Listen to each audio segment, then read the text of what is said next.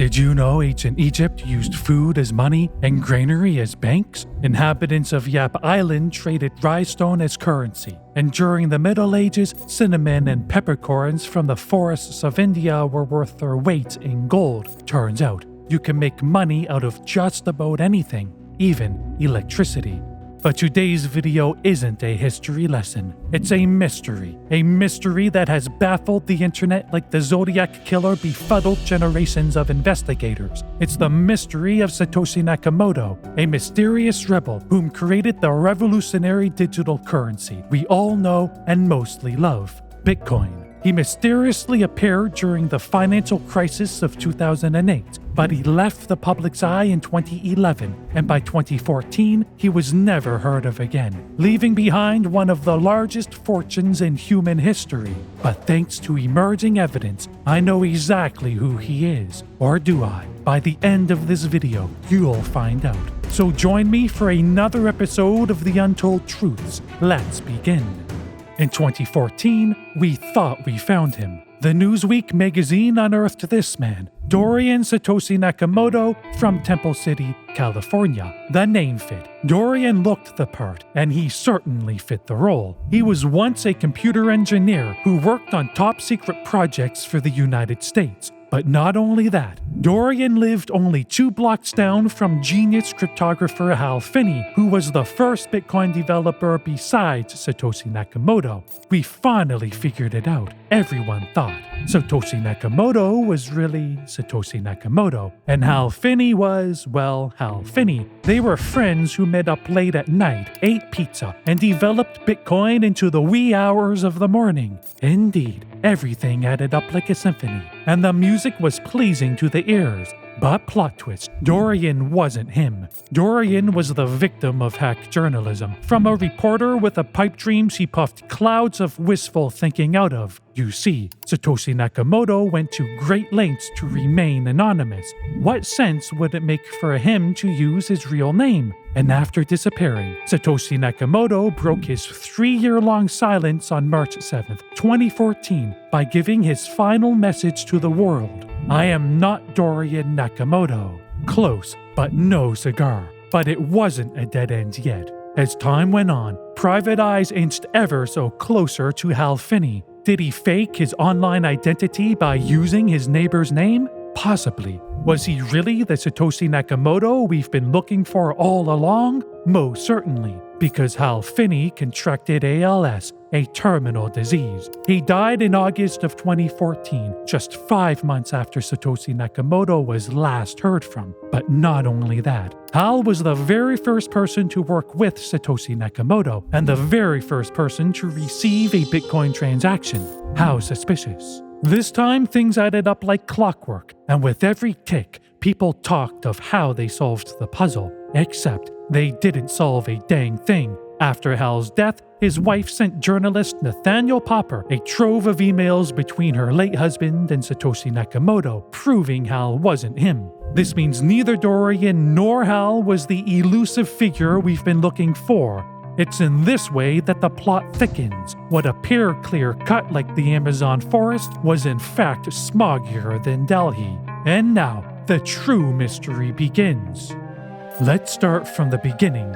On Halloween 2008, Satoshi Nakamoto breathed life into Bitcoin like the tale from Hocus Pocus. But he did so not in the Sanderson sisters' cottage, but on Metstout, a cobwebbed cranny of the internet, where tech-savvy activists called cypherpunks coded privacy tools to fight against government surveillance. There, out of the blue, Satoshi Nakamoto mysteriously appeared for the first time. He posted the Bitcoin white paper, a 9-page document detailing his revolutionary idea. It was met with skepticism, but cypherpunks like Hal Finney were inspired. He joined the cause, helping to develop the project. But 3 years into the project, Satoshi Nakamoto suddenly stepped down. He was moving on to other things. Another 3 years later, on March 7th, 2014, Satoshi Nakamoto appeared for the last time. Then, radio silence like a jammed SCR 536. He left behind a revolution and a Bitcoin-stuffed wallet with enough coins to buy Twitter from Elon Musk nearly twice over.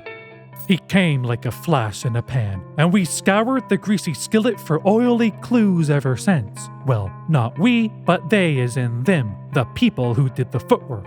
Researchers like Sky Gray linguistically analyzed his writings, whereas journalists like Joshua Davis forensically sifted through his Bitcoin code. Sergio Lerner examined Bitcoin transactions, and investigative journalists like Leah Goodman and Andy Greenberg took a more proactive approach by conducting background searches, combing through public database records, and conducting in-person interviews. That's not to mention the endless sea of users on forums and social media platforms that went as deep as you can go.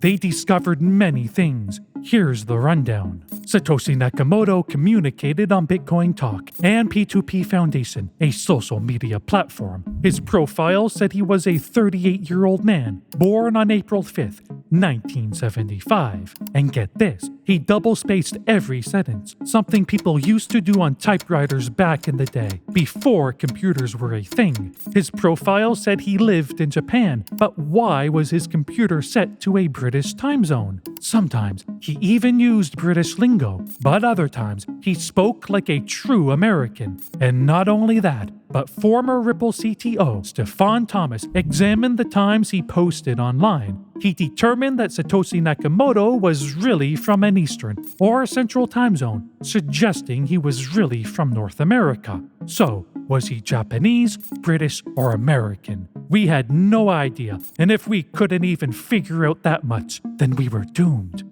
And the icing on the cake? He used the dark web to hide his IP, so even if you hacked his accounts for clues, it probably wouldn't have mattered much. Confusion rippled like torrential waves from the Atlantic to the Pacific. Clearly, Satoshi Nakamoto wasn't meant to be found, but yet, we had enough clues to dig, and dig we did. We unearthed barrels full of suspects like Idemitsu oil drums. Out of them all, cryptocurrency pioneers Wei Dai, Gavin Anderson, and Adam Back fit like a ball and glove. But like how, Wei Dai and Gavin Anderson had their emails with Satoshi Nakamoto released to the public.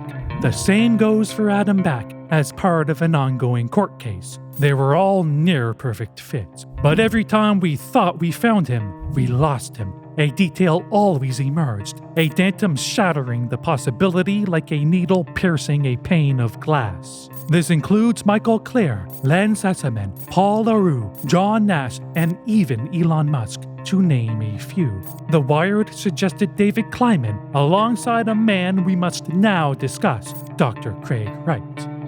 Craig, an Australian businessman and computer scientist, was another near-perfect fit. Heck, he even claimed he was Satoshi Nakamoto and sued people who denied it. But unfortunately, he forged his online past to make it appear as though he was the real deal. He's been exposed in a million ways, but all it takes is one to discredit him. Craig edited his blog post years after writing it, making it seem like he was developing Bitcoin before Bitcoin existed. His ploy was near perfect, but he missed one thing. Since he was Australian, his blog provider, Blogspot, created an Australian version of his website that the Wayback Machine archived. Exposed. Thanks to that, we had breadcrumbs to follow, and follow them we did, right back to his original post. Here's the original one. And here's the edited version he deceitfully changed years later. You've been exposed, Craig, so make like Cersei and take your walk of shame. So many possibilities, but no Satoshi. It made me wonder, were we all just randomly throwing darts at a board full of faces in hopes one sticks? Maybe. But then I realized one thing. If you want the truth, then do the opposite of what liars do. Whereas Craig modified his blog to make it seem as if he was Satoshi Nakamoto, Nick Szabo edited his blog to make it seem as if he wasn't. I introduce to you Nick Szabo, the American computer scientist, scholar, and cypherpunk behind the revolutionary digital currency Bitcoin. Or maybe he owned a blog talking of his blueprints for a digital currency. He called it BitGold, and it was strikingly similar to Bitcoin. But just days after Bitcoin's announcement, Nick changed the dates of his blog posts, making it seem like BitGold came out after Bitcoin. But it didn't. It came out years before. Curiosity killed the cat, but I hoped I would live another day to find out what was going on. And live another day I did. But things started getting really weird really quickly. Turns out, the very first place the word Bitcoin was mentioned was on Nick's blog. Yes, you heard me right. A user named Eddie used the word in Nick's comment section in the months leading up to Bitcoin's announcement. And did you know that Satoshi Nakamoto compared the creation of new Bitcoin to gold mining? In fact, he referred to those involved in the process as miners. This made me think, was Bitcoin really just BitGold 2.0, but Nick didn't want anyone to know?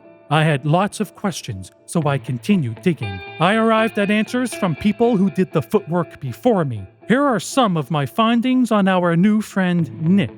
Double spacing.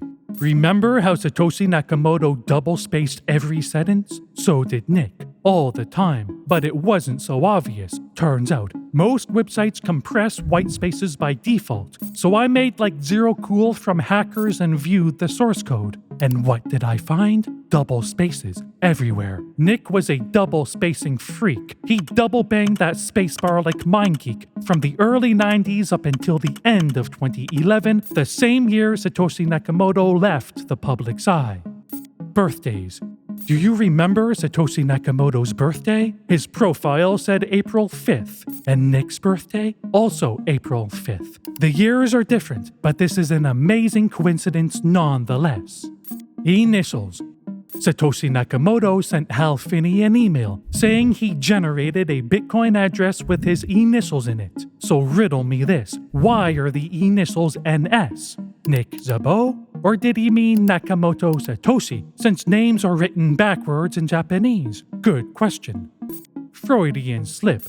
But if none of this is the smoking gun you're looking for, get this. Nick accidentally admitted he created Bitcoin. Listen to what he said on the Tim Ferriss show. Would you go for larger blocks? Would you go for a second layer? Oh, no, I definitely go for a second layer. I mean, I designed Bitcoin Gold with 2 layers because... And can you explain, I must have lost something, just what that second layer is one more time? One more time.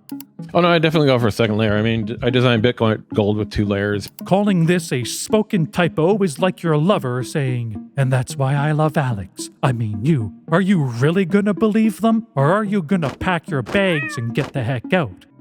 The picture I'm painting is this. Evidence flows from Nick like the Nile River. It just keeps flowing and flowing and flowing. For example, Nick said this in 1993. I've had several years to establish a net.reputation for Nick Szabo, and it might take a long time for any of my pseudonyms to catch up. Translation: I use fake names. He's also said, I've been quite distracted by the continual need to avoid leaving pointers to my true name lying around. Translation: I try not to get caught. Putting both translations together, Nick saying he's had as many identities as a hall of faces, masquerading like Jack and Hagar, exerting copious amounts of pain to play his role and cover his tracks. In other words, he was a master catfisher. But that's not all. Nick also admired Japan, as you can see here. So combine his love for Japan with his love for secret identities, and what do you get? That's right, Satoshi Nakamoto. This would also explain why he used British slang, because a man catfishing since at least 1993, well, would you expect any less?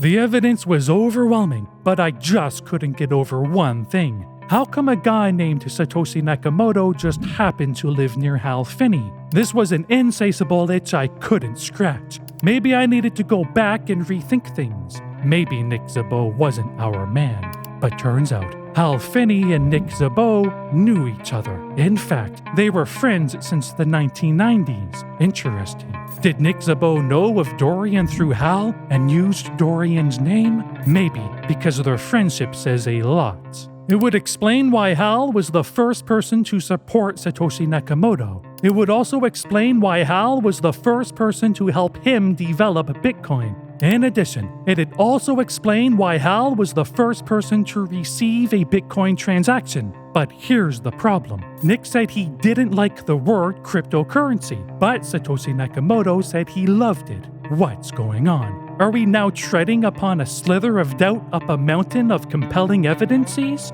Maybe, but I'm reminded of what Sigmund Freud once said. Sometimes a cigar is just a cigar, and sometimes a hint is just a hint, and we need to take it.